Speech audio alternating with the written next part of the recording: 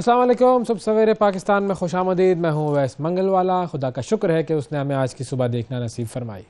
میں اکیلا کیا کر سکتا ہوں، یہ جملہ آپ نے اکثر سنا بھی ہوگا، اور بہت سارے لوگ اس دنیا میں ایسے ہیں کہ جنہوں نے یہ جملہ کہا بھی ہوگا کہ میں اکیلا کیا کر سکتا ہوں اس معاملے میں، میرے ساتھ تو کوئی لوگ نہیں ہے، میرے پاس تو کوئی قوت نہیں ہے، میرے پاس کوئی طاقت نہیں ہے، میرے پاس کوئی صلاحیت نہیں ہے، میرے پاس کوئی ہتھیار، اوزار، کوئی بھی ریسورسز نہیں ہے، میں اکیلا کیا کر سکتا ہوں. لیکن یاد رکھیے، زندگی میں، دنیا میں تبدیلی کا سفر صرف ایک شخص سے، ایک آواز سے، ایک لمحے پہ شروع ہوتا ہے، اور پھر اس کے بعد وہ جو کہتے ہیں نا کہ میں اکیلا ہی چلا تھا جانب منزل مگر، میں اکیلا ہی چلا تھا جانب منزل مگر، لوگ ملتے گئے قافلہ بنتا گیا، پھر لوگ بھی ملتے ہیں، پھر قافلہ بھی بنتا ہے. تو اسی لیے گھبرائیں مت، ڈرے مت، یہ مت سوچیں کہ میں اکیلا یہ کام نہیں کر سکتا ہوں. اس کی بہت ساری مثالیں مل جائیں گی. اس کی مثالیں آپ کو مل جائیں گی ہماری پاکستان سے مل جائیں گی. ایدی صاحب کو دیکھ لیجئے، اکیلے انہوں نے ایک سفر شروع کیا خدمت انسانیت کا، اور پھر دیکھیے کہ وہ سفر کتنا بڑا ہوا، کتنا طویل ہوا، اور آج کس لیول تک پہنچ چکا ہے. قائد اعظم محمد علی جناح کی مثال دیکھ لیجئے کہ وہ ایک لیڈر جس نے پورے پاکستان کے وجود کو پاکستانیوں کے لیے، مسلمانوں کے لیے ایک الگ وطن بنا دیا. ظاہر ہے ان کے ساتھ ساتھی تھے، وہ سب ساتھی جو تھے وہ ان کی قوت تھے، لیکن سب سے اہم کردار اس ایک شخص کا تھا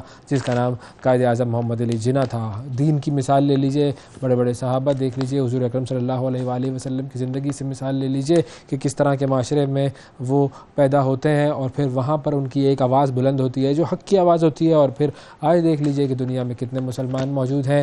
ہر شعبے میں، زندگی کے ہر شعبے میں آپ کو بہت ساری ایسی مثالیں مل جائیں گی کہ جہاں پر کسی ایک شخص نے کایا پلٹ دی ہو، اور اس کے پاس کچھ نہ ہو، اس کی حالت بہت خراب ہو، تو پھر بھی اس کا جذبہ، اس کا حوصلہ، یہ وہ چیز ہوتی ہے کہ جو کہ کسی بھی سچویشن کو قابو میں کرنے کے کام آتی ہے. اور جیسا کہ اگر ہم سپورٹس کی بات کر لیں تو کل جو میچ ہوا آسٹریلیا کا افغانستان سے مقابلہ تھا، اور کس طریقے سے وہ جو کہتے ہیں نا کہ فتح چھین لی جاتی ہے. افغانستان کی ٹیم میچ جیت چکی تھی. پریڈکٹرز یہ بتا رہے تھے کہ جی 5% شاید کوئی انہونی ہو جائے، کوئی معجزہ ہو جائے تو آسٹریلیا جیت جائے گا. افغانستان کی جیت یقینی ہے، لیکن ایک شخص جذبے کے ساتھ، حوصلے کے ساتھ، ہمت کے ساتھ کھڑا رہا، کوشش کرتا رہا، اور اس کی کوشش کامیاب ہوئی، اور اس نے تاریخ رقم کر دی. یہ سب کیا ہوا یہ آپ کو بتائیں گے ہم اپنے پروگرام میں مزید، لیکن یہ یاد رکھیے گا کہ ایک بھی بہت ہے. 60 سیکنڈ نیوز دیکھتے ہیں، اس کے بعد دوبارہ ملتے ہیں. 8 فروری کو انتخابات کے لیے تیار ہیں، تمام ضروری تیاری کر لی ہے. چیف الیکشن کمشنر سکندر سلطان راجہ کی وزیراعظم انور اللہ کاکڑ کو یقین دہانی.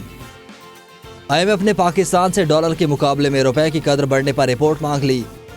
اسموک کے پیش نظر جمعے کو لاہور سمیت پنجاب کے مختلف اضلاع میں چھٹی کا اعلان. پاکستان کو بیرونی فائنینسنگ گیپ کا سامنا، ایک بار پھر سعودیہ سمیت دوست ممالک سے رجوع کا فیصلہ. نون لیگ اور MQM کا مل کر الیکشن لڑنے کا اعلان. میکسویل کی شاندار ڈبل سینچری، افغانستان کو شکست، آسٹریلیا سیمی فائنل میں پہنچ گیا. توصیف احمد قومی کرکٹ ٹیم کی عبوری چیف سلیکٹر مقرر. پاکستان سے غزہ کے متاثرین کے لیے امدادی سامان کی دوسری کھیپ روانہ.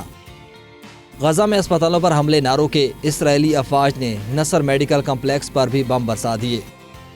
سلامتی کونسل کا 2 گھنٹے کا اجلاس بے نتیجہ، غزہ پر قرارداد منظور نہ ہو سکی. افغان دارالحکومت کابل میں دھماکہ، 7 افراد جاں بحق.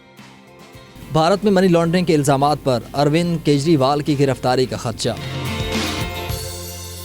جی یہ تھی 60 سیکنڈ نیوز. اب بات کرتے ہیں اس ایک کی طاقت کی، ایک کے معجزے کی، ایک کے چمتکار کی، کہ کس طریقے سے ایک شخص نے میچ جتوایا. کل ون ڈے انٹرنیشنل جو کھیلا گیا ورلڈ کپ کا میچ، بڑا زبردست میچ افغانستان اور آسٹریلیا کے درمیان. کوئی ایکسپیکٹ نہیں کر رہا تھا کہ ایسا میچ ہوگا، ایک ایسا میچ کہ جو کہ آپ کو میرا خیال ہے کہ صدیوں تک یاد رہے گا. اور ایک شخص نے ثابت کیا کہ وہ مرد بحران ہے. وہ اس سچویشن میں آیا کہ جب آسٹریلیا آسٹریلیا یوں کہیے کہ میچ ہار چکا تھا، لیکن اس نے ہاری ہوئی بازی کو پلٹ ڈالا، اور یہ ہوتی ہے طاقت جو کہ کل گلین میکسویل نے دکھائی. ڈبل سینچری سکور کی، وہ اکیلا کھڑا تھا اور اس نے اکیلے نے میچ جیت کے. زندگی میں ہم نے بہت مرتبہ ایسا سنا ہوگا نا کہ بھائی ایک آدمی کیا کر سکتا ہے، اکیلا کیا کر سکتا ہے، لیکن اس نے یہ بتا دیا. یہ بھی آپ نے سنا کہ جو ہے وہ ٹیم ہی ہوتی ہے جو کہ سب کچھ کر سکتی ہے. یہ تھیوری بھی غلط ثابت کر دی. ٹیم ویم کچھ نہیں تھی بھائی، وہ اکیلا بندہ تھا، اس نے سب کچھ کر دیا. یہ وہ ہائی لائٹس ہیں کہ جو کہ انسان بس لگا کر ٹیلی ویژن پر بیٹھ جائے اور بس ریپیٹ پر لوپ پر لگا کر بیٹھ جائے اور دیکھتا رہے. اس سے آپ کو اندازہ ہوگا کہ جب کوئی شخص کھڑا ہو جائے اور جب کوئی شخص یہ اپنے اندر جذبہ پیدا کر لے کہ ہاں میں نے یہ کام کرنا ہے، تو بس پھر اس طریقے کی سچویشن پیدا ہوتی ہے. کیسے ایک زخمی کھلاڑی، ایک کھلاڑی جس کے پیر جو ہے وہ کام نہیں کر رہے، اس کو کریمپس پڑ رہے ہیں، اور کریمپس پڑنے کی سچویشن ایسی ہوتی ہے کہ انسان کا پاؤں موو نہیں کر سکتا، اور ذرا سا بھی اگر وہ پاؤں موو کرے تو اس کے اوپر اس میں شدید درد ہوتا ہے. اور وہ درد نظر آ رہا تھا جس نے بھی یہ اننگ دیکھی. مطلب ہم ان یوں کہہ لیجیے کہ خوش قسمت لوگ ہیں کہ جو کہ وہ اننگ دیکھ پائے، لائیو دیکھ لی ہم نے. اور اس اننگز میں کئی مرتبہ ایسا ہوا کہ وہ زمین پر گر گیا، کئی مرتبہ ایسا ہوا کہ امپائرز نے اسے کہا کہ نہیں، اگر آپ نہیں کھیل سکتے تو آپ گراؤنڈ سے واپس چلے جائیں. 2-3 مرتبہ وہ جو دوسرا کھلاڑی جس نے آنا تھا، ایڈم زمپا، وہ آیا بھی نیچے کہ ٹھیک ہے جی میں آ گیا ہوں، لیکن اس مرد بحران نے کہا کہ نہیں، تم واپس جاؤ، میں ہی کھیلوں گا، یہ میرا کام ہے اور میں اس کام کو مکمل طور پر سر انجام دوں گا. 128 گیندوں پر 201 رنز کی ناقابل شکست اننگز کھیلی اور افغانستان کو 3 وکٹوں سے شکست دے دی. سیمی فائنل کے لیے کوالیفائی کیا، سیمی فائنل پہ پہنچ چکا ہے. آسٹریلیا بھی ایک طرف کھڑا ہوا تھا میکسویل، جس نے 201 رنز کی اننگز کھیلی، 10 چھکے مارے اور 21 چوکے مارے. کھڑے کھڑے بھاگ نہیں سکتا تھا وہ کیونکہ پاؤں میں درد تھا. کھڑے کھڑے وہ جس طریقے سے اپنے ہاتھوں کو صرف استعمال کرتے ہوئے، فٹ ورک بھی نہیں تھا. کرکٹ کی تھیوری ہوتی ہے کہ جی، اور ظاہر پریکٹیکل جو کرکٹ کھیلتے ہیں انہیں پتہ ہے فٹ ورک کتنا امپورٹنٹ ہے، لیکن اس نے ساری تھیوریز کو غلط ثابت کر دیا. فٹ ورک کے بغیر صرف ہاتھوں کی طاقت سے اس نے جو چھکے مارے ہیں، جو چوکے مارے ہیں، دنیا دیکھ رہی تھی، دنگ رہ گئی تھی کہ یہ کیا ہو رہا ہے. اور اس کے ساتھ ساتھ پیٹ کمنز جو کہ اس کا کپتان تھا، وہ دوسرے اینڈ پہ کھڑا ہوا تھا اور اس نے صرف 12 رن بنائے کوئی 60-65 گیندوں پر. اور وہ بھی بہت بڑی مثال ہے کہ آپ صرف کھڑے رہیں، ڈٹے رہیں، دوسرے کا ساتھ دیں. اگر آپ اچھے بیٹسمین نہیں ہیں اور اگر آپ مکمل طور پر بیٹنگ میں کنٹریبیوٹ نہیں کر سکتے تو آپ کا کام کیا ہوتا ہے کہ صرف کھڑے رہیں، اپنی وکٹ بچائیں. یہ کام جو ہے وہ کمنز نے کر کے دکھایا. پاکستان کی ٹیم کو دونوں سے سیکھنا چاہیے. ایک تو افغانستان کی بولنگ سے سیکھنا چاہیے، کیا زبردست بولنگ کی انہوں نے، لیکن میکسویل کی اننگز اور کمنز کی اننگز، ان سے بہت کچھ سیکھنا چاہیے. گلین میکسویل آسٹریلیا کی جانب سے کرکٹ میں ڈبل سینچری سکور کرنے والے پہلے بیٹسمین بن گئے ہیں، اور ون ڈے کرکٹ میں اب تک 11 ڈبل سینچریاں سکور ہوئی ہیں. لیکن میکسویل کی جو ڈبل سینچری ہے یہ میرا خیال ہے کہ تمام ڈبل سینچریوں سے منفرد ہے، اور کیونکہ انہوں نے چیز کرتے ہوئے ڈبل سینچری بنائی ہے. سب سے پہلی چیز یہ چیز کرتے ہوئے ڈبل سینچری نہیں بنی تھی جو کہ میکسویل نے بنائی. دوسری چیز، ڈبل سینچریاں جو ہیں جو بھی بنی ہیں وہ ساری ایک تو پہلے بیٹنگ کرتے ہوئے بنی تھی، میکسویل نے چیز کرتے ہوئے بنائی.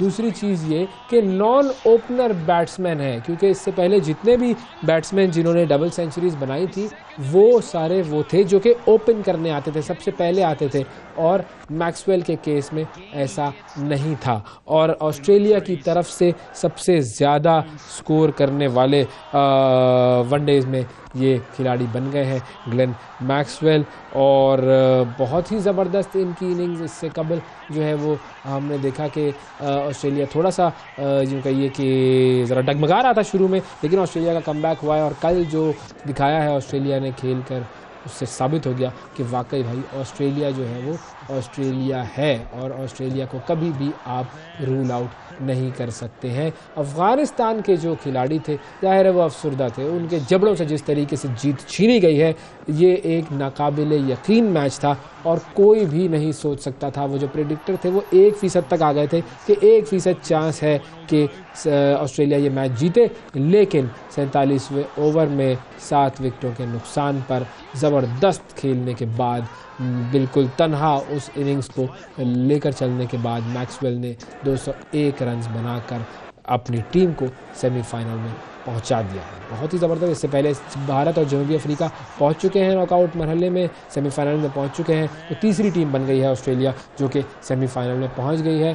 اب یہ جو 3 ٹیمیں ہیں اس کے بعد اب چوتھی ٹیم رہ گئی ہے، چوتھی ٹیم۔ اچھا، ایک اور کھلاڑی کا ذکر کرنا بڑا ضروری ہے، ابراہیم زدران نے بھی کل سینچری بنائی، افغانستان کی طرف سے سینچری سکور کرنے والے وہ پہلے کھلاڑی بنے ہیں ورلڈ کپ میں جنہوں نے سینچری بنائی، یہ بھی ان کو کریڈٹ جاتا ہے۔ مطلب افغانستان کی ٹیم مجھے کوئی اتنی پسند نہیں ہے کیونکہ وہ کبھی کبھی جو ہے وہ بہت ہی بےودگی کا مظاہرہ کرتے ہیں، اسپورٹس مین اسپرٹ ذرا کم کر دیتے ہیں، وہ لوگ بھی تھوڑے سے ذرا جذباتی ہو جاتے ہیں، لیکن کل جس طریقے سے افغانستان کھیل رہا تھا وہ بہت ہی اعلیٰ انہوں نے کھیلا، اور جس طریقے سے انہوں نے آخر میں رنز بھی بنائے، راشد نے بھی آ کے بڑی اچھی اننگ کھیلی، 35 رنز بنائے اس نے، ناٹ آؤٹ رہے وہ، لیکن پھر اس کے بعد جب بالنگ کرنے کے لیے آئے تو پھر تو ان کے بالرز نے یوں کہیے کہ بس ایک کے بعد ایک ریت کی دیوار ثابت ہو رہی تھی، اور 91 کے سکور پر 7 کھلاڑی آؤٹ ہو چکے تھے آسٹریلیا کے، لیکن اس کے بعد پھر ایک بندہ بس جب شروع ہوا تو وہ شروع ہوا،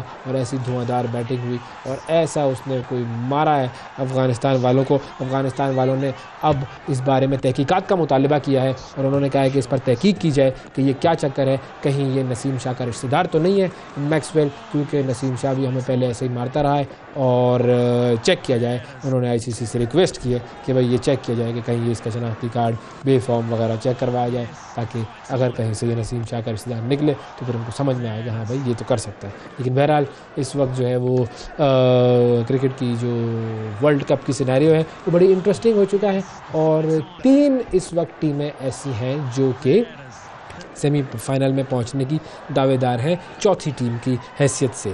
ایک اس کے اندر ہے نیوزی لینڈ جس کا میرے خیال سے سب سے زیادہ چانس ہے، دوسری ٹیم ہے پاکستان، اور تیسری ٹیم ہے افغانستان۔ ایک ایک میچ ان تینوں ٹیموں نے کھیلنا ہے ابھی۔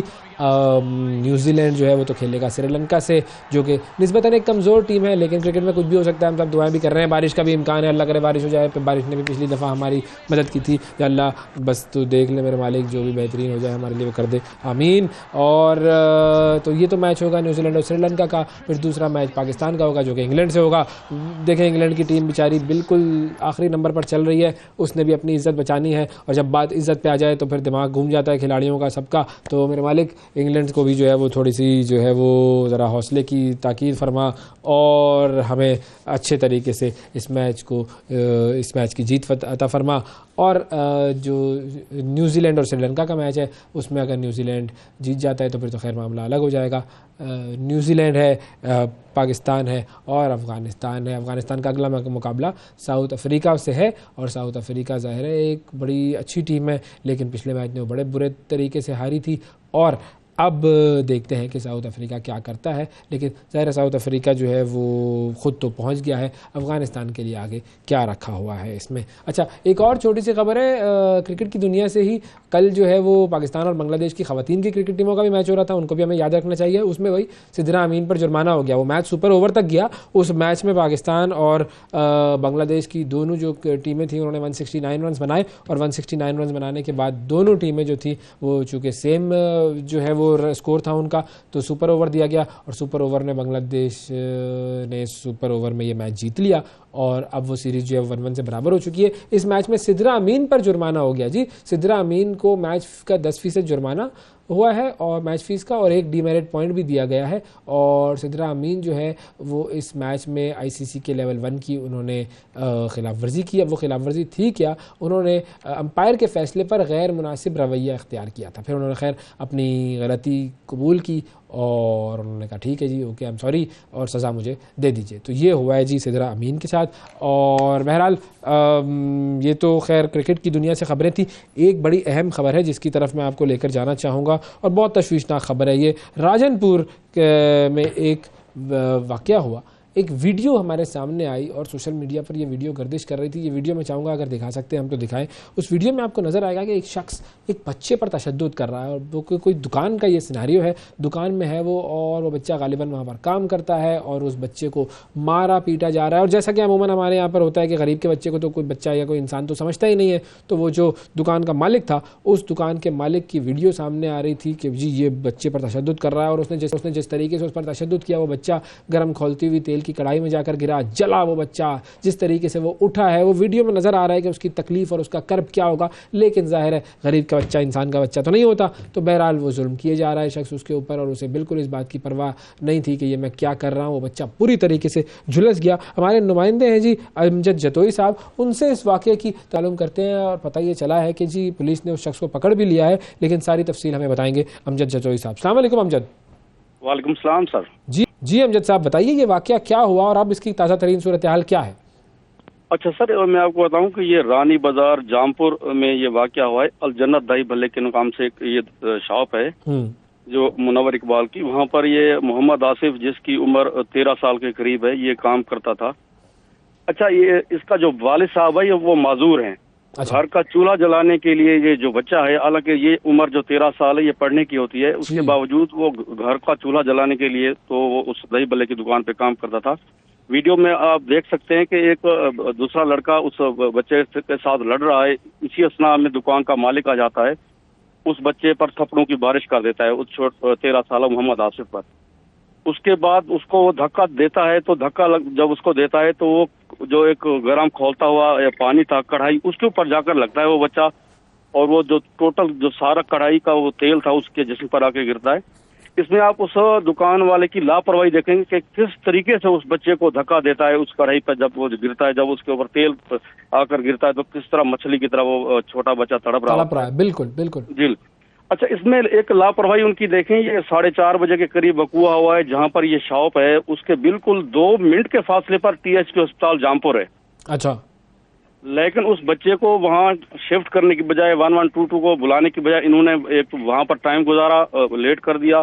کسی نے 15 پر کال کی, جب تک پولیس آئی تو 1 گھنٹہ گزر چکا تھا. اب اندازہ کریں 1 گھنٹے میں بندہ DG خان سے بھی آگے ملتان تک پہنچ سکتا ہے. جی, ایک تو یہ کوتاہی برتی گئی, ایک چھوٹا بچہ, اور دوسرا وہ یہ دیکھیں یہ المیہ ہمارے اس علاقے میں بہت زیادہ ہے. یہاں پر جو چائلڈ لیبرنگ ہے نا, جو چائلڈ لیبرنگ کے جو ادارے ہیں وہ بالکل دفاتر تک محدود ہیں. ان کا کام کیا ہے, اس طرح کے آپ کو سینکڑوں آصف جامپور میں بھی لیں گے جو اپنے پیٹ کی آگ بجھانے کے لیے, اپنے گھر کا چولہا جلانے کے لیے دکانوں پہ کام کرتے ہیں, بھٹا خشت. تو پھر پولیس نے پھر اس پر کیا ایکشن لیا؟ اچھا, اس سیاروں میں جو بھی پولیس کی ساری صورتحال ہے, اس پولیس کا کردار اگر دیکھا جائے تو وہ قابل ستائش ہے. جب پولیس پہنچی تو پولیس نے اس بچے کو THP ہسپتال جامپور منتقل کیا. تقریباً 1 گھنٹہ اس وقت گزر چکا تھا. اس کے بعد وہ جب اس کی حالت سیریس ہوئی تو اس کو شفٹ کیا گیا DG خان, لیکن وہ 4 نومبر کو جہاں پر نہ ہو سکا اور اللہ تعالیٰ کو پیارا ہو گیا. پولیس نے 24 گھنٹے کے اندر ملزمان کو گرفتار بھی کیا ہے, ان کے خلاف FIR کا اندراج بھی کر لیا ہے. ابھی جسمانی ریمانڈ پر ہیں پولیس کے پاس. تو ایک جو المیہ شروع سے چلتا ہوا آ رہا ہے وہ ارائیں فیملی سے ان کا تعلق ہے. جامپور کے آپ کو پتا ہے وہ ایک غریب کا بچہ تھا. ابھی ہمارا جو یہاں کے باثر لوگ ہیں ان کا اتنا پریشر ہے ان کے والدین پر کہ صلح کر لیں, یہ حادثاتی طور پر ہوا ہے. لیکن آپ ویڈیو میں دیکھیں یہ حادثاتی طور پر نہیں ہے, یہ تو میرے خیال سے تو اقدام قتل ہے یہ. تو اب جو پولیس ہے اس نے پکڑ لیا ہے اس بندے کو, تو آگے جو ہے وہ اس کی کیا کارروائی ہونی ہے, کیا سزا ہے, کیا سلسلہ ہے اس کا؟ اب یہ ہے کہ پولیس جسمانی ریمانڈ پر ہے, پولیس اس سے اپنا جو وہ تفتیش کر رہی ہے. اس کے بعد وہ جو ہماری پولیس ذرائع سے بات ہوئی ہے جو وہاں کے SHO ہیں, SHO سٹی اختر ہجبانی سے, وہ کہہ رہے ہیں کہ ہم جو ساری جو کارروائی ہوگی وہ میرٹ پر کریں گے, کسی بھی دباؤ کو خاطر میں نہیں لائیں گے.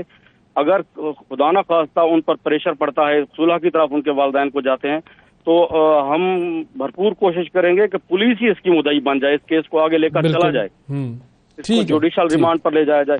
چلیں جی, اللہ کرے یہ جو شخص ہے یہ اپنے انجام تک پہنچے اور ایسے لوگوں کا جو ظلم ہے وہ ختم ہو کسی بھی طریقے سے. ظاہر غربت سے ریلیٹڈ ہوتے ہیں سارے معاملات, بچے کام کر رہے ہوتے ہیں. اب جو بچہ کام کر رہا ہوتا ہے اسے ہم انسان کا بچہ اور اپنا بچہ سمجھیں, اس طریقے سے بھی اس سے کام کروایا جا سکتا ہے. اگر کسی کی مجبوری ہے اور وہ کام کر ہی رہا ہے تو اس کو اپنا بچہ سمجھ کے کام کروایا جائے. بہت شکریہ ادا کریں گے جی امجد جتوئی, ہمارے نمائندے ہمارے ساتھ موجود تھے, واقعے کی تفصیل سے ہمیں آگاہ کر رہے تھے. اچھا, آگے ہم بات کرتے ہیں جی اسموگ لاہور کو لگ گیا ہے اسموگ کا روگ, اور شہر کی جو فضا ہے انتہائی آلودہ ہو چکی ہے, سانس لینا محال ہے. لاہور میں جمعے کے دن چھٹی کا بھی اعلان کر دیا گیا ہے. اب اگر بارش ہوگی تو اس کی وجہ سے اسموگ میں کچھ کمی آئے گی, لیکن اوور آل اسموگ کا جو لیول ہے وہ بہت زیادہ بڑھ چکا ہے, اور پی ڈی ایم اے نے اسموگ کو آفت قرار دیا ہے. سب کے لیے ماسک کا استعمال لازمی قرار دے دیا ہے. اسکولوں میں بھی بچے ماسک کا جو استعمال ہے وہ لازمی کریں, اور عالمی ماہرین نے بھی لاہور میں رہنے والوں کے لیے خطرے کی گھنٹی بجا دی ہے. شکاگو یونیورسٹی کے ماہرین کی تحقیق ہوئی, اس میں بتایا گیا کہ لاہور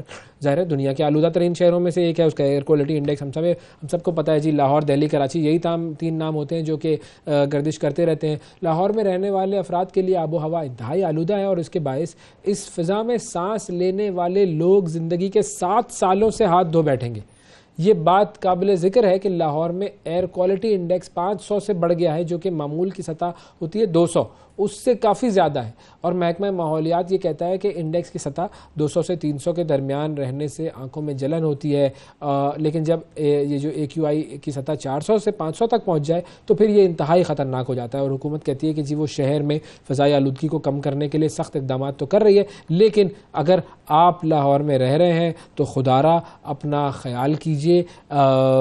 اگر آپ کو ہیلتھ ایڈوائزری جو NDMA نے جاری کر دی ہے, تھوڑا سا اس کا خیال کر لیجئے, اپنی موومنٹ کو بہت ہی کم کر دیجئے. اور گجرانوالہ, ملتان, لاہور, بہاولپور, فیصل آباد, اس میں اسموگ خطرناک حد تک جا سکتی ہے. پھر سرگودا, DG خان, ساہیوال, یہ بھی اسموگ کی لپیٹ میں آ سکتے ہیں. اور اچھا, اسلام آباد اور راولپنڈی میں بھی NDMA کے مطابق ایئر کوالٹی انڈیکس جو ہے وہ ابھی چونکہ ایوریج چل رہا ہے وہ خراب ہونے کا اندیشہ ہے. تو اسی لیے اپنی بیرونی سرگرمیوں کو آپ نے محدود کرنا ہے, ماسک ضروری ہے اس کا استعمال کرنا. اور پنجاب کی جو حکومت ہے وہ اس نے جمعے کو چھٹی بھی دے دی ہے جو میں نے آپ کو بتایا, اور 10 نومبر جمعہ یہ تمام جگہوں پر پنجاب میں چھٹی کا اعلان کر دیا گیا ہے. لیکن اگر اسموگ ہوتا ہے تو اس سے ہوتا کیا ہے, یہ میں آپ کو ذرا بتاتا ہوں کہ اسموگ سے جسم پر کیا اثر مرتب ہوتا ہے اور خود کو کیسے محفوظ رکھیں. یہ ہم کئی سالوں سے دیکھ رہے ہیں کہ جیسے ہی سردی کا موسم آتا ہے تو اس میں حالات خراب ہو جاتے ہیں اسموگ کے حوالے سے,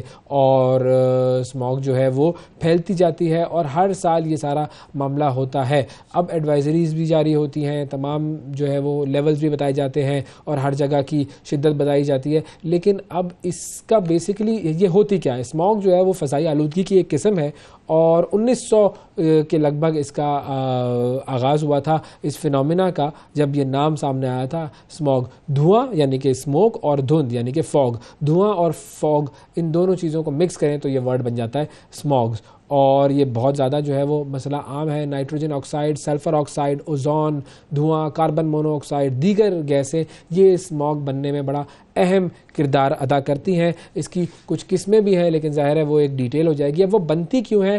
فوٹو کیمیکل نائٹروجن آکسائڈ جو ہے اس سے یہ بنتی ہے, اور سورج کی روشنی کے درمیان جب تعلق ہوتا ہے تو پھر اس سے یہ بنتی ہے, اور ہم سب کے لیے یہ بڑی خطرناک ہے. اور انڈسٹریل اسموگ بھی ہوتا ہے, وہ کوئلے وغیرہ سے بنتا ہے. تو جب سرد موسم ہوتا ہے تو دھواں اور دھند یہ دونوں چیزیں فضا میں آ جاتی ہیں. پھر پیٹرول, جو ڈیزل, یہ ساری چیزیں. اب اسموگ جو ہے وہ صحت پر بڑی نیگیٹو ثابت ہوتی ہے. سانس لینا مشکل ہو جاتا ہے, کھانسی, سینے میں تکلیف, آنکھوں میں خارش ہوتی ہے, دمہ ہوتا ہے, ہارٹ اٹیک یا فالج کا خطرہ بھی بڑھ جاتا ہے. پھر یہ دھواں پھیپھڑوں تک پہنچتا ہے تو اور بہت نقصانات ہوتے ہیں. اب اس کے لیے کرنا کیا ہے؟ جو ہدایات ہیں وہ کیا ہیں کہ آپ 4 دیواری کے اندر زیادہ سے زیادہ وقت گزاریں, بیرونی سرگرمیوں کو محدود کریں, باہر نکلتے ہوئے ماسک کا استعمال کریں, اور جو آپ کا سانس لینے کا جو نظام ہے, پانی زیادہ آپ استعمال کریں تو وہ جگہ جو ہے وہ آپ کی کلیئر رہے گی. گھر میں ایئر پیوریفائر کا اگر آپ استعمال کر سکتے ہیں تو وہ کریں. دمے کے شکار ہیں تو ہر وقت انہیلر آپ اپنے پاس رکھیں. حالت اگر آپ کی ذرا سی بھی خراب ہو فوراً آپ نے ڈاکٹر سے رجوع کرنا ہے. اور جہاں بھی ٹریفک جیمز ہوتے ہیں ان علاقوں میں تو آپ بالکل بھی نہ جائیں, کیونکہ اگر آپ جائیں گے وہاں پر وہ زہریلا دھواں ہے وہ آپ تک پہنچے گا. کھڑکیاں بند رکھیں اس وقت آپ, تاکہ آپ اسموگ سے بچ سکیں. یہ تھی جی اسموگ کی ساری صورتحال. وقفہ لیتے ہیں, وقفے کے بعد ملتے ہیں. صبح سویرے پاکستان, صبح سویرے پاکستان, صبح سویرے پاکستان.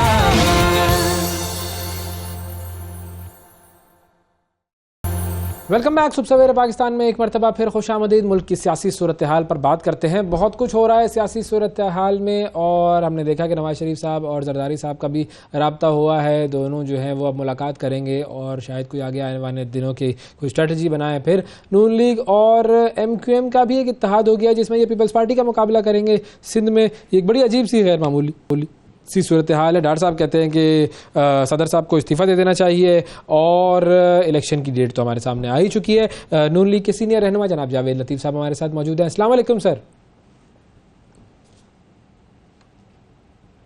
जी भाई साहब। अच्छा, अब डार साहब जो हैं वो कहते हैं कि सदर मुमलिकत जो हैं आरिफ अलवी साहब, उनको मुस्तफ़ी हो जाना चाहिए क्योंकि उन्होंने इलेक्शन की डेट नहीं दी, उनका काम था इलेक्शन की डेट देना। तो ये मंतक क्या है? ये आपको समझ में आ रही है? हमें तो नहीं समझ में आ रही ये बात।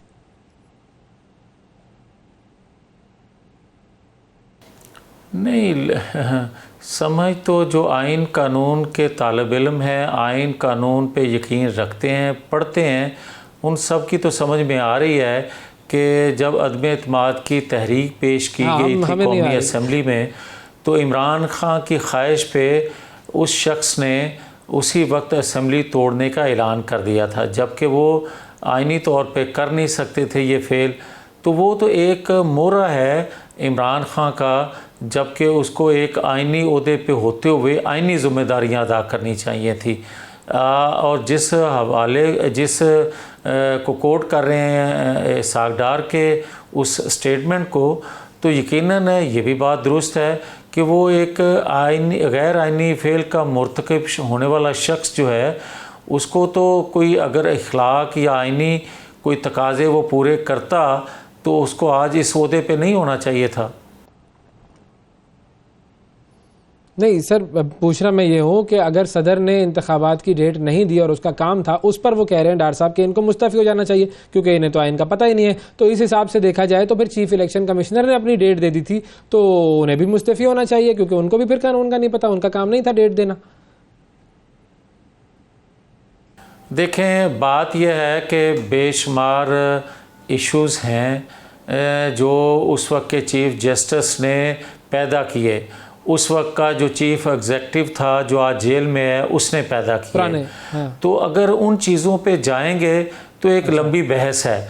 सुप्रीम कोर्ट ने एक फ़ैसला दे दिया, कंसेंसस से दे दिया, दोनों को जिनको आप कोर्ट कर रहे हैं उनके कंसेंसस से फ़ैसला दे दिया, तो उसके बाद मेरा ख्याल है इस पे बहस बनती नहीं है।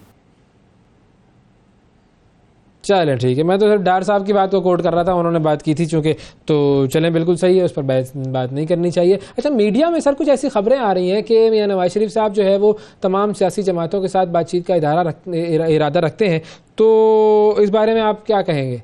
ऐसा ही है?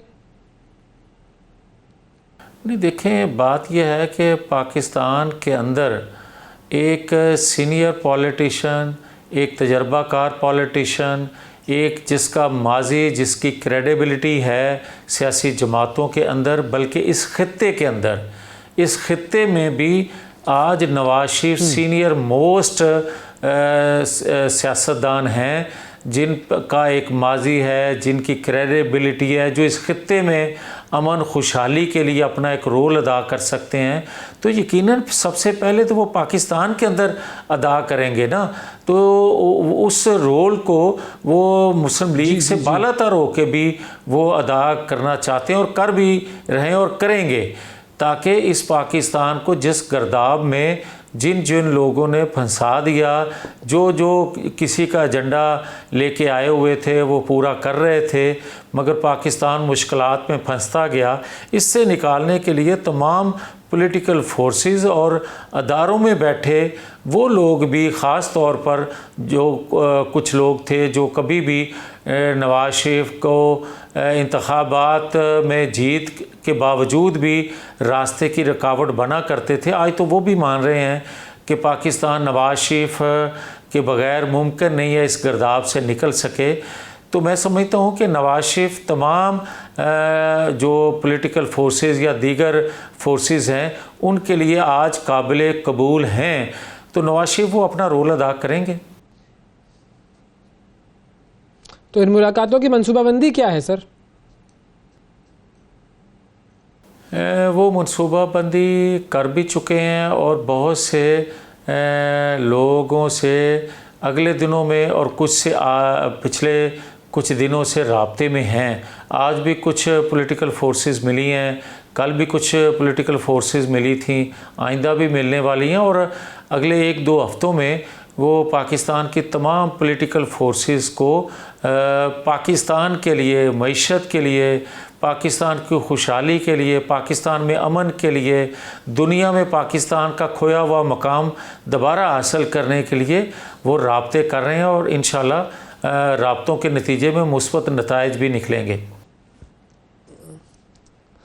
تو یہ جو نواز شریف صاحب کی طرف سے سب سے رابطے کیے جا رہے ہیں, ان رابطوں میں پی ٹی آئی بھی شامل ہے, ان سے بھی ملاقات ہوگی؟ دیکھیں, جو آپ دیکھ بھی رہے ہیں کہ پچھلے 2 دن پہلے جو میاں والی ایئر بیس پہ دہشت گردوں نے حملہ کیا, تو پاکستان پوری جو قوم ہے وہ رنجیدہ بھی ہے, غمزدہ ہے, اور ان کو اس بات پہ کنسرن بھی ہے کہ اگر 10 مئی کو میاں علی ایئر بیس پہ حملہ نہ ہوتا اور اس کے کرداروں کو کیفر کردار تک پہنچایا ہوتا, تو آج کسی دشمن کو پاکستان کے اندر وہ رول ادا کر رہا ہو, یا پاکستان سے باہر سے آ کر وہ رول ادا کرنا چاہتا ہو, کسی کو ہمت نہ ہوتی. تو میں سمجھتا ہوں کہ جو پاکستان کی تنصیبات پر حملہ کرنے والے لوگ ہیں, جو ماسٹر مائنڈ ہیں, ان سے تو ہم بات نہیں کرنے کی پوزیشن میں نہ کریں گے. ہاں, پی ٹی آئی میں وہ دھڑا یا وہ لوگ جو ایک سسٹم پہ, ایک نظام پہ, ایک جمہوریت پہ, ایک آئین پہ یقین رکھتے ہیں اور کسی دہشت گردی منصوبہ سازی میں ملوث نہیں ہے, ان سے بات کیوں نہیں ہو سکتی؟ ان سے بات ہوگی.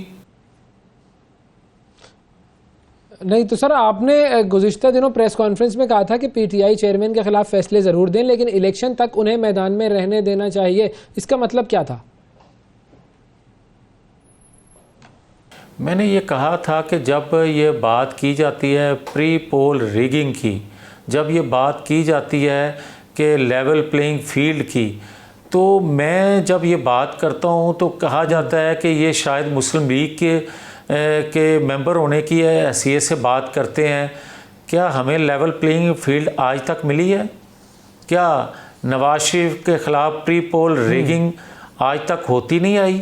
اور اگر پری پول ریگنگ ہمارے خلاف ہمیشہ ہوتی آئی ہے, تو آج یہ ہم تقاضا نہیں کر سکتے کہ جو ہزاروں لوگ جمع کر کے, قومی وسائل ان پہ خرچ کر کے جو لوگوں کی ذہن سازی کی گئی کہ یہ انڈین نواز ہیں, یہ چور ڈاکو ہیں, یہ لٹیرے ہیں, گو نواز گو کے نعرے بچوں کے ذہنوں میں بٹھائے گئے, اور کیا آج ہمارے لیے وہ جنہوں نے یہ سب کچھ کیا تھا, کیا یہ نہیں ہونا چاہیے کہ وہ آ کے میڈیا پہ معافی مانگے اور کہیں کہ ہم نے وہ جو کچھ کیا تھا غلط کیا تھا, آپ کو ہٹانے کے لیے اور کسی کو لانے کے لیے؟ اور کیا لیول پلینگ فیلڈ کے لیے یہ ضروری نہیں ہے کہ جو میرے پینڈنگ کیس ہیں, جو اپیلیں ابھی تک میری پینڈنگ ہیں, کوئی ٹائم فریم دیا جائے اور فکس کر کے ان کے فیصلے کیے جائیں, اور مجھے جس پروسیس سے 2017 میں نکالا گیا تھا مجھے اس کا حصہ بننے کا موقع دیا جائے. اور اسی طرح میں کہوں گا نواز پی ٹی آئی کے چیئرمین کے حوالے سے, بھائی بات یہ ہے کہ وہ کہتے ہیں ہمارے ساتھ ظلم ہوا ہے, وہ کہتے ہیں ہمارے لیے لیول پلینگ فیلڈ نہیں ہے.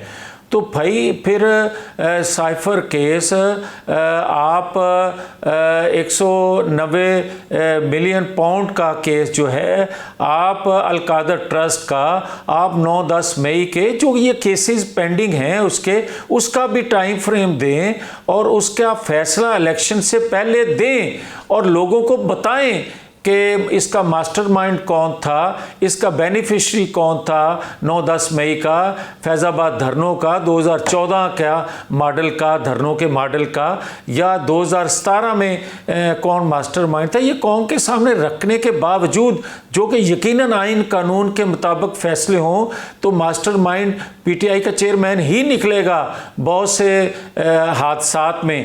آپ اس کو سزا آئین قانون کے مطابق دیں گے نا، دے کے بھی آپ اس کے بعد اس کو سامنے لے ہیں.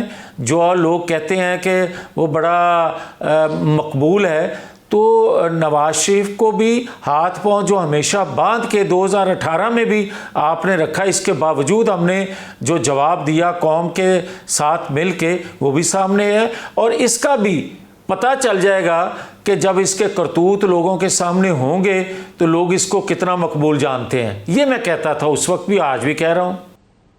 سر ٹھیک ہے. اچھا، اب ابھی کی اگر بات کر لیں، آپ کہہ رہے ہیں پری پول ریگنگ ہوتی ہے، سب کچھ ہوتا ہے، پہلے سے طے ہو جاتا ہے، تو اب جو ریاستی اداروں کی طرف سے نواز شریف صاحب کو سب لوگ یہ کہہ رہے ہیں، بہت سارے اینکرز بھی کہہ رہے ہیں، اینالسٹ بھی کہہ رہے ہیں، پولیٹیشینز بھی کہہ رہے ہیں، سب کہہ رہے ہیں کہ بس وہ آ گئے ہیں، انہیں چوتھی بار وزیر اعظم بنایا جائے گا. یہ سب لوگ یہ باتیں کیوں کر رہے ہیں سر؟ مجھے صرف آپ یہ بتا دیں کہ 2 ماہ تک جن کا آپ ذکر کر رہے ہیں، یہ تمام پولیٹیکل فورسز یا دیگر لوگ یہ بات نہیں کرتے تھے کہ نواز شریف کے ساتھ ناانصافی ہوئی ہے، اور آج 2 ماہ کے اور یہ کہا کرتے تھے کہ نواز شریف پاکستان نہیں آئیں گے. ان کو یہ شاید گمان تھا کہ نواز شریف پاکستان نہیں آئیں گے، لہٰذا یہ بات کرتے رہیں جو حقیقت ہے، تاکہ لوگوں کی سمتھیز جو ہیں ہم سمیٹ سکیں.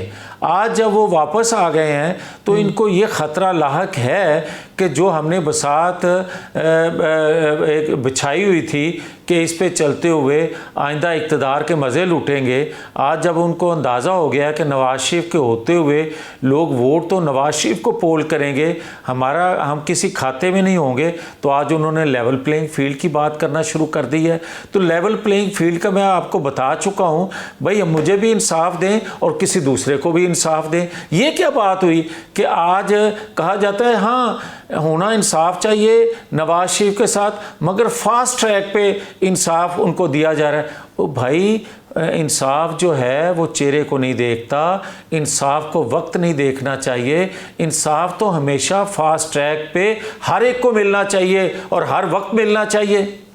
کیوں نہیں ملنا چاہیے؟ ٹھیک ہے، تو اب ٹھیک ہے، سب کو ملنا چاہیے، سب کو فاسٹ ٹریک ملنا چاہیے، بالکل ٹھیک ہے. اب جو یہ پہلے سے سب کو بتایا جا رہا ہے کہ نواز شریف صاحب ہی وزیر اعظم ہوں گے، تو اس طرح کے الیکشن کو عوام قبول کریں گے؟ دیکھیں، عوام قبول تو کیا 2017 میں جب نواز شریف کو نکالا گیا تھا، عوام سے کسی نے پوچھا تھا؟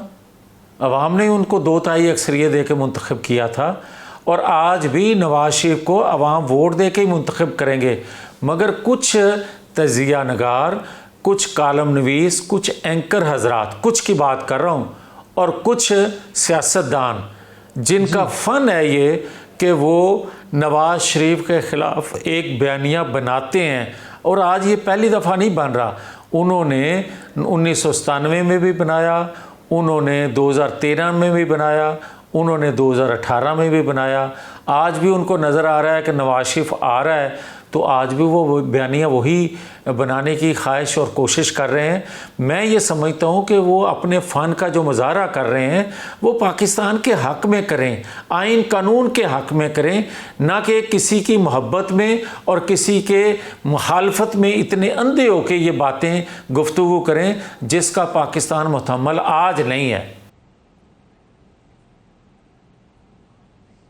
نہیں تو سر، اب بلاول صاحب تو کہہ رہے ہیں کہ جی لاہور سے اگلا وزیر اعظم نہیں ہوگا، اور دوسری طرف نواز شریف صاحب اور زرداری صاحب کی فون پہ بات ہوئی، ان کی اب ملاقات ہونی ہے، تو اس میں کیا ہوگا؟ یہ کہ مطلب یہ کچھ 2 الگ الگ چیزیں نہیں ہیں یہ کہ عوام نے منتخب کرنا ہے، وہ پشاور کے کسی شخص کو کر دے، وہ کوئٹہ کے کسی شخص کو کر دے. اس میں نہ میرا کوئی عمل دخل ہے اکیلے کا، نہ آپ کا ہو سکتا ہے. یہ ہاں کوئی سلیکشن کمیٹی ہو تو وہ بات کہی جا سکتی ہے کہ سلیکشن کمیٹی کو دباؤ میں لا کر کہا جائے کہ لاہور کا نہیں ہونا چاہیے، پشاور کا ہونا چاہیے۔ پورے پاکستان کے عوام کو تو ہانک کے آپ نہیں یہ کہہ سکتے کہ یہ بندہ منتخب کریں، وہ تو ان کی مرضی ہے۔ اب جہاں تک تعلق ہے اس سوال کا کہ نواز شریف نہیں ہو سکتے یا کیوں نہیں ہو سکتے، تو یہ تو انتخابات کے دن ہی فیصلہ قوم بتائے گی کہ لوگ کس کو منتخب کرنا چاہتے ہیں اور کن پہ لوگوں کا اعتماد ہے۔ نہیں تو سر بلاول صاحب یہ بات کیوں کر رہے ہیں؟ اس کا مطلب ہے کچھ نہ کچھ دال میں کالا ہے۔ اس کی بھی ایک وجہ ہے۔ دیکھیں، ہم تمام پولیٹیکل فورسز سے بات چیت بھی کر رہے ہیں، بھلے انہوں نے ہمارے مقابلے میں الیکشن لڑنا ہے۔ ہم پی ٹی آئی کے بھی اس سافٹ امیج والے لوگوں سے بھی بات کرنا چاہتے ہیں اور وہ رابطے میں بھی ہیں لوگ۔ ہم اسی طرح پیپلز پارٹی ساری زندگی ہم نے پیپلز پارٹی کے اگینسٹ الیکشن لڑا ہے، آئندہ بھی پیپلز پارٹی کے ساتھ ہمارا مقابلہ ہوگا، مگر ہم وہ 90 کی 80 کی دہائی رپیٹ نہیں وہ ماحول کرنا چاہتے۔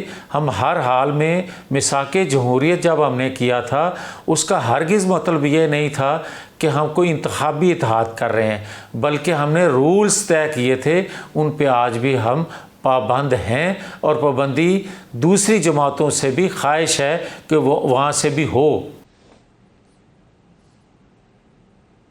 تو اب آپ نے ایم کیو ایم کے ساتھ بھی الیکشن لڑنے کا اعلان کیا ہے سندھ میں، تو اس حوالے سے میڈیا پہ یہ بات آ رہی تھی، آپ اگر کلیریفیکیشن دے سکے۔ مریم صاحبہ جو ہیں وہ اب کراچی سے انتخابات لڑیں گی۔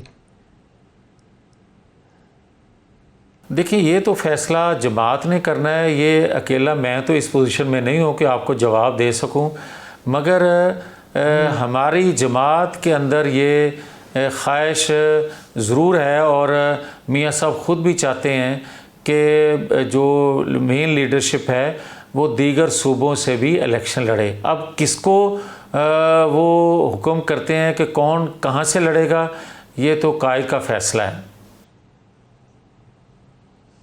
صحیح۔ اور شاہد خاقان عباسی صاحب کے لیے کیا فیصلہ ہے؟ وہ تو نون لیگ سے بالکل انہوں نے اپنے راستے مجھے لگ رہا ہے جدا کر دیے ہیں، کیا وجہ بنی دوریوں کی؟ نہیں، دیکھیں بات یہ ہے کہ جماعتوں کے اندر مختلف آراء ہوتی ہیں ممبرز کی، کسی بات پہ اختلاف رائے بھی ہو جاتا ہے، مگر میں آپ کو یہ ضرور بتا رہا ہوں کہ شاہد خاقان عباسی جن کا نام ہے وہ نواز شریف کو کبھی تصور نہیں کر سکتے چھوڑنے کا۔ اسی طرح میں آپ کو یہ کہہ رہا ہوں کہ نواز شریف بھی جو ہیں وہ ایک ان کو چھوٹا بھائی بھی سمجھتے ہیں، اور ان پہ جماعت نے جتنی انویسٹمنٹ کی ہوئی ہے بطور جماعت کے اس شخصیت پہ، تو وہ بھی کبھی تصور نہیں کر سکتے کہ ان کو اپنے سے دور کیا جا سکے۔ اگلے دنوں میں آپ خاقان عباسی کو مسلم لیگ نون کے پلیٹ فارم پہ ہی بولتا بھی اور آتا جاتا بھی دیکھیں گے۔ اچھا جی، چلیں، یہ تو آپ نے بڑی زبردست خبر سنائی کہ جی آپ دیکھیں گے شاہد خاقان عباسی صاحب کو پی ایم ایل این کے پلیٹ فارم پر آتا جاتا۔ بہت شکریہ ادا کریں گے۔ ہمارے ساتھ سینئر رہنما جناب جاوید لطیف صاحب موجود تھے پاکستان مسلم لیگ نواز سے، اور سیاسی صورتحال پر بات ہو رہی تھی۔ ناظرین، اب آگے بڑھیں گے اور پروگرام میں ایک وقفہ شامل کریں گے۔ وقفے کے بعد دوبارہ آپ سے ملاقات کریں گے۔ ملتے ہیں ایک چھوٹے سے بریک کے بعد۔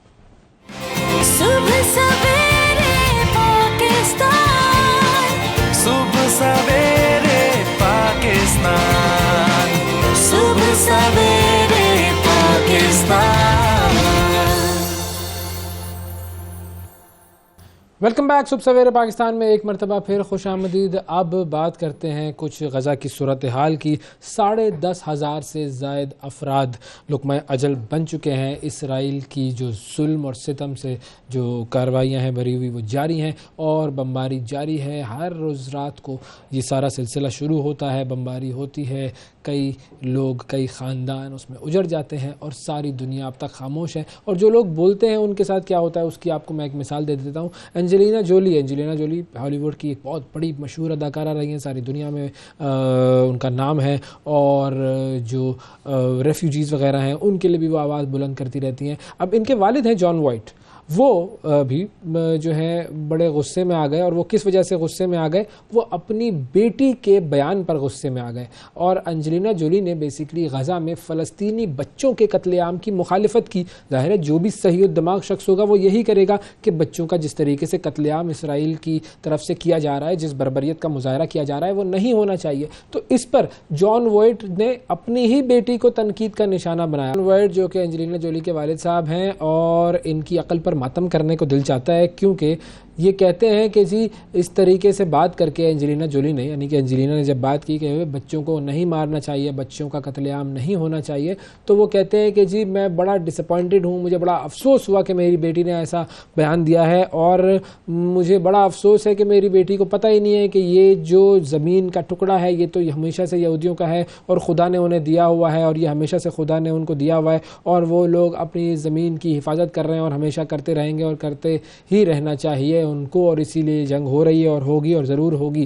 اور یہ اس قدر بے وقوف آدمی ہے کہ یہ کہتا ہے کہ جی چونکہ خدا نے دے دیا ہے یہ ٹکڑا تو اب ہم وہاں پر جو چاہیں. تو ان کے خدا نے، ظاہر ہے جو خدا سب کا خدا ہے، اس خدا نے کیا یہ نہیں کہا کہ بچوں کا قتل عام نہیں ہونا چاہیے؟ اس خدا نے کیا ظلم سے منع نہیں کیا؟ اس خدا نے تمہیں ساری عقل تمہاری سلب کر لی ہے کہ اب تمہیں کچھ نظر نہیں آتا؟ تو بہرحال اس نے کہا کہ جی اپنی بیٹی کو کہ بھائی میری بیٹی کو کچھ نہیں پتا کہ ہسٹری کیا ہے، اس کی تاریخ کیا ہے.